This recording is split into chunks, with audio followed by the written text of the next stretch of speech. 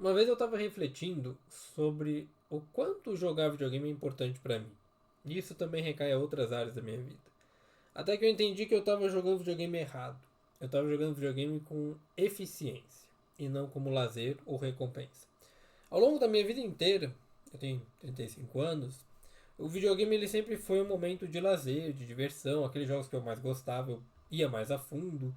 Na época que eu tive um PS2, então, por exemplo, eu peguei o Kingdom Hearts, gostei bastante do jogo, fiz 100% dele, aí fiz 100% da versão japonesa para poder ver um final especial, ver o Kingdom Hearts 2, fiz a mesma coisa. Então, os jogos eles tinham um espaço especial na minha vida, e quando eu gostava muito de um jogo, eu fazia realmente 100%. Tinha jogo que eu tinha 200 horas, 300 horas de jogo ali. Então, aproveitava o máximo.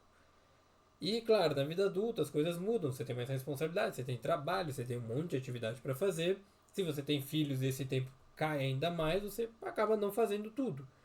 E por um período eu abandonei os jogos single player, porque eles demandavam muito. E como eu vinha com aquela mentalidade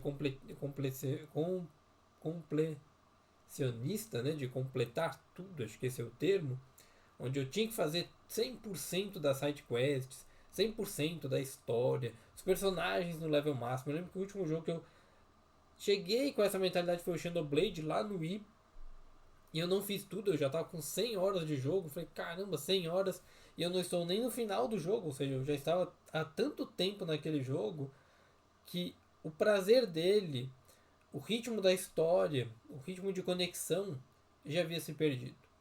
E ali eu pensei, caramba, videogame já não tem mais o mesmo peso. É, a título de curiosidade, né, dentro disso, o Xenoblade ele veio no período final da minha graduação. Então 2012, por aí, 2011. E lá, pô, tive que trabalhar. Não dá mais pra ficar jogando. Então eu saí um pouco daquele ritmo e fui buscar outras atividades. E ali, beleza, a vida seguiu, fui desenvolvendo outras coisas, meu trabalho foi crescendo, fui focando nele, fui desenvolvendo gosto por outras atividades e migrei para os jogos multiplayer. Fortnite, Heroes of the Storm, Overwatch, Super Smash Bros. E o multiplayer é um jogo que se você for online, você vai entrar numa pilha competitiva muito grande. Você vai entrar numa situação de eu tenho que estar vencendo o tempo inteiro. E isso é muito ruim. Isso não desenvolve a gente. E bom, isso durou um tempo. E eu percebi que o videogame ele começou a ser muito mais um movimento de eficiência do que de lazer. Não só uma recompensa pós-trabalho, mas mais um tipo de trabalho. E olha que eu nem tenho canal de videogame. E aquilo foi sendo conduzido dessa forma. O videogame foi ganhando um peso muito grande, um peso que ele não deveria ter. Porque o videogame ou qualquer tipo de entretenimento que você tem, ele tem que ser leve, ele tem que ser prazeroso.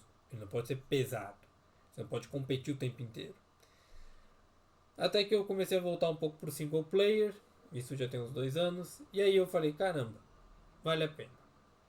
Mesma coisa com jogos de celular, né? Muitas vezes eu pego joguinhos bestas, aqueles jogos de ócio, mais pra ver como é que eles são, e acabo gostando aqui e ali as primeiras 2 horas de jogo, depois ele perde a graça, perde sentido, porque você vê o bonequinho fazer tudo sozinho, você não tem que fazer, você não tem que fazer nada, você não tem que nem pensar, é meio chato. E, enfim, isso foi minha vida. Até que recentemente, ao zerar um jogo de RPG, o Clair Obscur, acho que o Clair Obscur ele traz um marco na minha vida em vários aspectos que eu ainda estou digerindo. Tem um mês que eu terminei o jogo. Eu olhei e falei, caramba, não dá pra ficar preso aqui pra sempre. Não dá pra fazer a mesma coisa o tempo inteiro, né? Como se fossem expedições diferentes, mas com o mesmo objetivo. Falei, não dá, não faz mais sentido. E aí terminei o Claro Obscuro e falei assim, cara, eu tenho um monte de jogo aqui na minha conta da Steam, preciso zerar isso aqui. Não adianta eu falar assim, vai ter uma Steam Summer Sale, eu vou comprar mais jogos e eu não zerar o que eu tenho. Mesma coisa com livros, né? Eu tenho um monte de livro digital e físico, não adianta eu ficar comprando mais e não ler. Não faz sentido. E ali eu parei, peguei Resident Evil 6, que eu sei que é um jogo que muita gente não gosta na série, e falei, vou zerar isso aqui. Já tinha zerado no PS3 muito tempo atrás, quase 10 anos atrás. Mas falei, vou zerar de novo, porque eu tô numa pilha de zerar todos os jogos do Resident Evil que eu tenho na Steam, né? Que são basicamente todos os já lançados. E eu falei, vou zerar esse aqui. Zerei. Botei no amador e fui só me divertir. Eu não queria dificuldade, eu não queria desafio, eu não queria platinar, eu não queria fazer nada disso. Eu só queria sentar depois do dia de trabalho e jogar.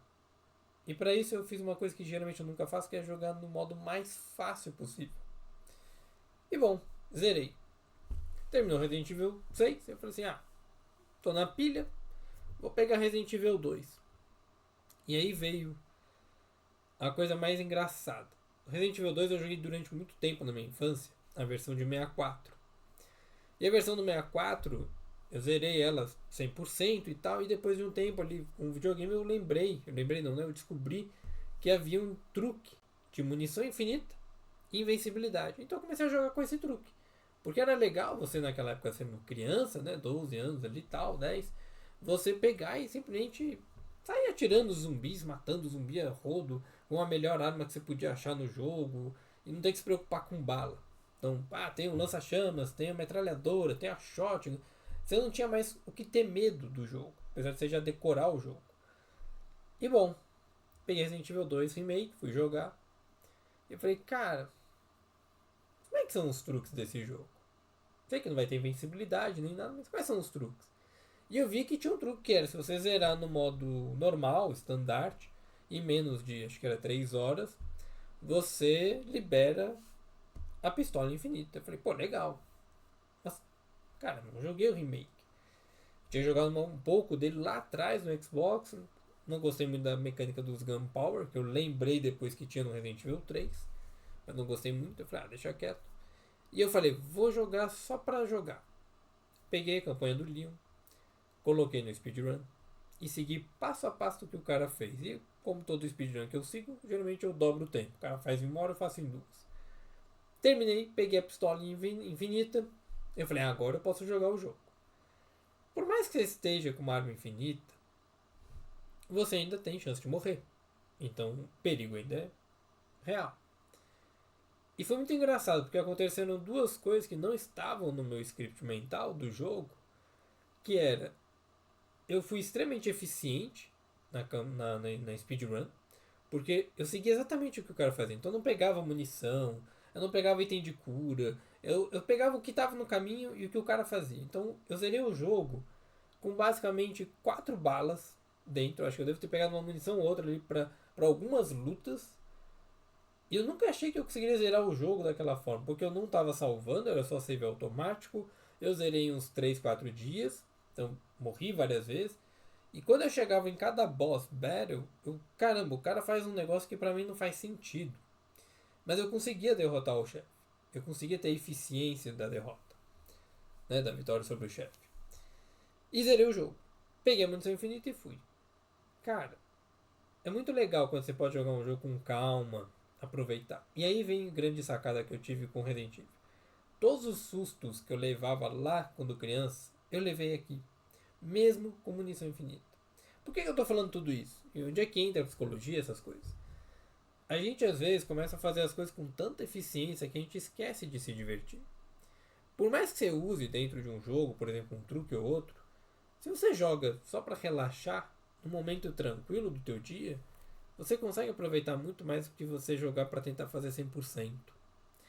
O 100% de um jogo, eu acho que ele deve vir não como uma recompensa por uma busca de platina, mas como eu realmente gostei desse jogo, deixa eu fazer mais. Deixa eu me envolver com ele.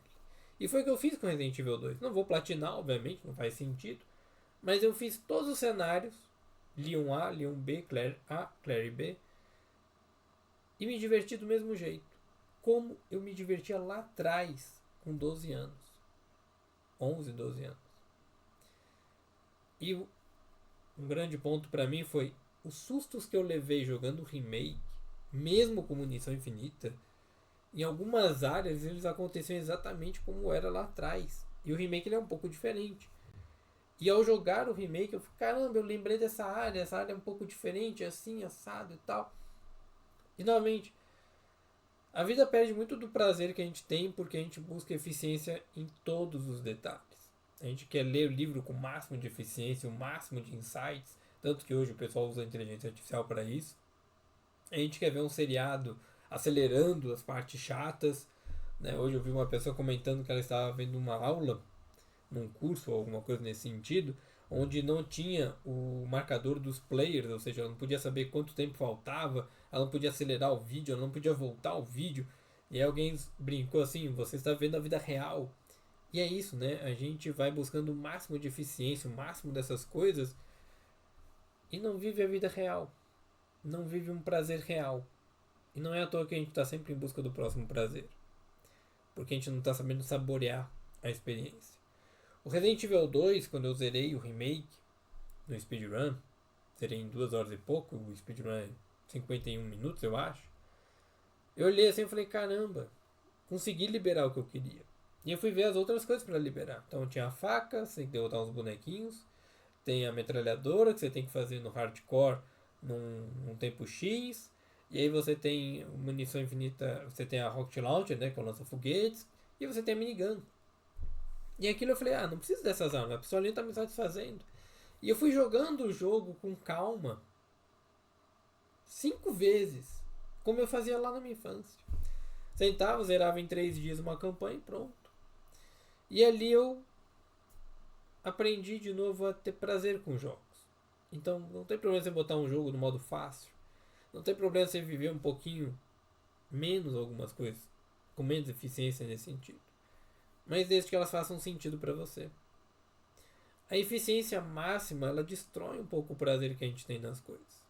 Eu tô lendo um livro e eu tô lendo ele com muita calma. E tinha tempo que eu não lia livro com calma. Porque antes eu usava aquelas técnicas de leitura dinâmica, relia, voltava, fazia ponderações e... ok, guardava muita memória do livro, técnica, mas não de como eu estou processando. E para me ajudar nisso, uma coisa que eu retomei foi a leitura de livros de histórias, contos, e não aqueles livros técnicos. Então eu tenho mesclado as minhas leituras nisso. Eu acho que a vida ela precisa dessas coisas, né? Mesclar a eficiência com o saboreamento. Você estar ali naquela atividade. E aí eu terminei Resident Evil 2 e tive uma mini crise de o que eu jogo agora? Qual o próximo jogo? E bom, ainda não sei. Mas provavelmente vai ser algum RPG. Tô pensando em jogar Final Fantasy VI de novo. E saborear. Eu acho que é isso que a gente precisa fazer um pouco mais na vida. Saborear as nossas experiências ao invés de buscar o máximo de eficácia e eficiência sobre elas. Saborear mais o nosso processo de estar aqui. E não buscar só o resultado do que a gente está fazendo.